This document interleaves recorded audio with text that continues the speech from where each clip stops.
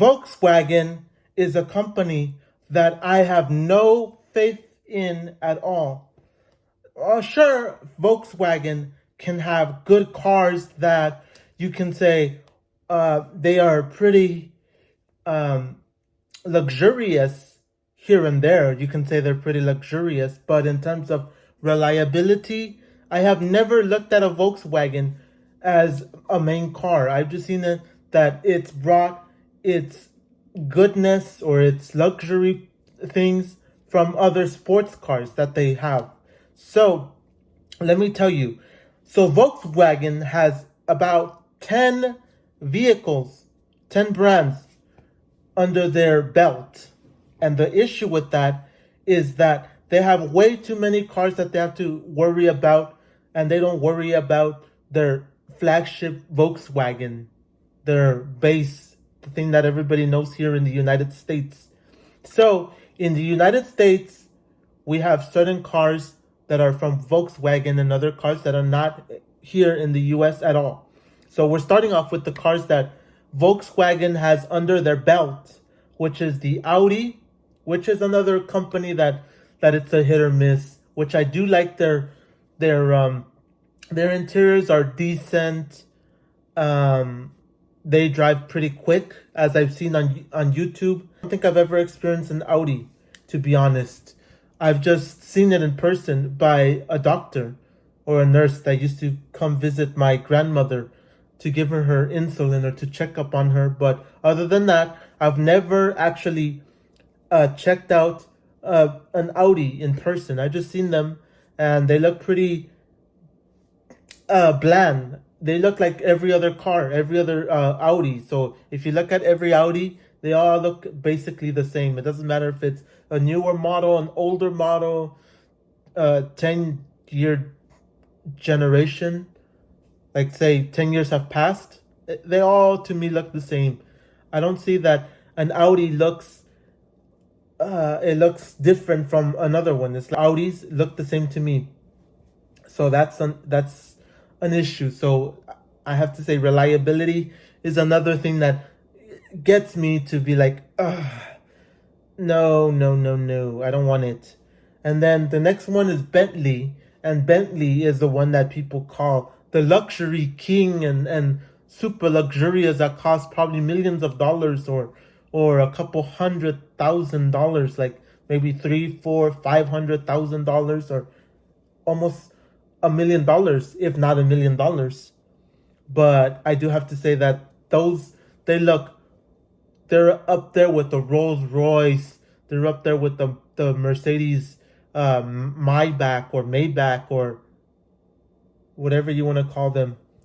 And I do have to say that they look very comfortable. They look very luxurious, and they just look like they would be so nice to be in. But the like I said, the issue is that it goes all back to Volkswagen. Volkswagen, in my opinion, doesn't really make cars that are nice. Even though I do have to say that Volkswagen, on their own, they drive pretty nice. They may drive maybe comfortable. I've never been in one, so I don't know if it's comfortable or it's rough. Actually, I've been in one. I've been in a Volkswagen before, and it was decent. It was pretty good, to be honest. Now that I remember, I think it was pretty good. I think one of our church members had one, and I was in it, and I felt like it was okay for what it was. It surpassed my expectations. But like I said, reliability and all of that, it's down the drain for me. Like I don't really think that the reliability is gonna be the best of the best.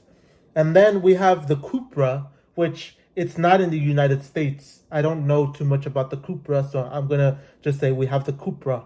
And for those that know anything about the Cupra, that's a car that supposedly Volkswagen owns, and you guys can give me more details about what the Cupra is. And then comes Lamborghini. So Lamborghini, yes, they look sporty, they are quick, and they are just just nice cars when they're new. And then again, when it comes to reliability, for those that love to keep cars, to say, oh, people don't keep, most people that keep cars is because they cannot afford to buy a new car. But the thing that I have to say is that Lamborghini, I would say, I wish that they were, that the reliability was better, because Porsche, people would like to have them in their collection. People that buy Porsche, people that buy certain like off-brand Lexuses, and I mean models, not off-brand, but models that are like weird. Like for example, if you're talking about a Lexus, you could say the IS wagon, the IS coupe. Cars like those is when you can say, oh, those are special. They're special, but if the reliability is not there, then you're definitely throwing your money down the drain, because by the time you start to notice the faults in the future, then it's going to be pricey, which is something that I do have to say about most sports cars and most cars in general. And I haven't really felt that in having a Toyota, a Lexus, a Honda, and an Acura. Yes, Acuras, they do have their faults, and every car has their faults because everything gets old. And with time, things will just start to break down. But with certain cars, you can fix them up and get them back out on the road without having to spend $20,000 or $40,000 on parts that you could have just gotten for what, $500 or maybe $200 or so. And then the next one that we have is the Porsche. And Porsche, some people say that they're somewhat reliable. Some people say that they're not reliable. I do have to say that the Porsche, they look, as I've seen them in person, they look okay. But I wouldn't say that the reliability is there. Like I said, it goes all back to Volkswagen, and it's a bummer when it comes to that. So Porsche is a company that I can say, oh, they make good interiors and everything looks nice when it's brand new. But like I said, in the United States, Porsche doesn't have a good history of saying this is reliable. This is up there with the Lexus, and it's up there with the Acuras, and it's up there with I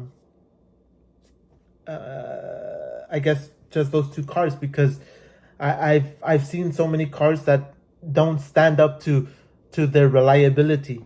Down the line, they just break down, and that's it.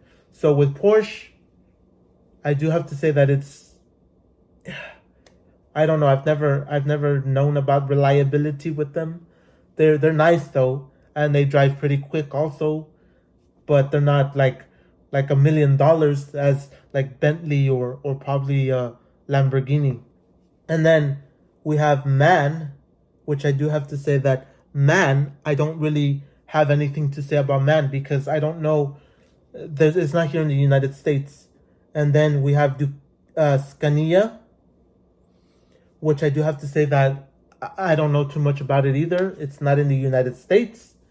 Bugatti, I do have to say that Bugatti is a company that most Bugatti, like the Chiron and all of those, they look pretty nice, but people have faults with them. Like right off the dealer, right off the bat, they have issues with Bugatti. They could be, oh, it's millions of dollars and it can cost whatever, but they have their faults right from the start. You don't have that. That's the issue with me, that they don't have that reliability, that niceness right off the bat. Like some cars, they're really garbage right off the bat, and that is the reason why I don't feel like all these cars that come out here and there, they're reliable. And then cars like the Ducati, I do have to say that maybe nice, the Ducati bikes, but I'm not sure. I'm not sure about reliability with that. And then the last one is the Skoda. The Skoda, I believe it's not in the United States either. And I feel like it's good that too many cars are not in the United States because most of them are not good. So that's all I have to say with that. So I have to tell you that those are the cars that are under under Volkswagen, and that's the Ducati.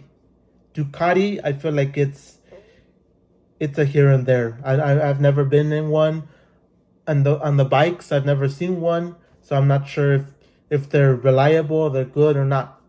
But I do have to say that for me, these cars are not for me because the reliability part is what is a downside for me. So that's about it. Thank you guys for watching, and as always, I'll catch you guys in another video.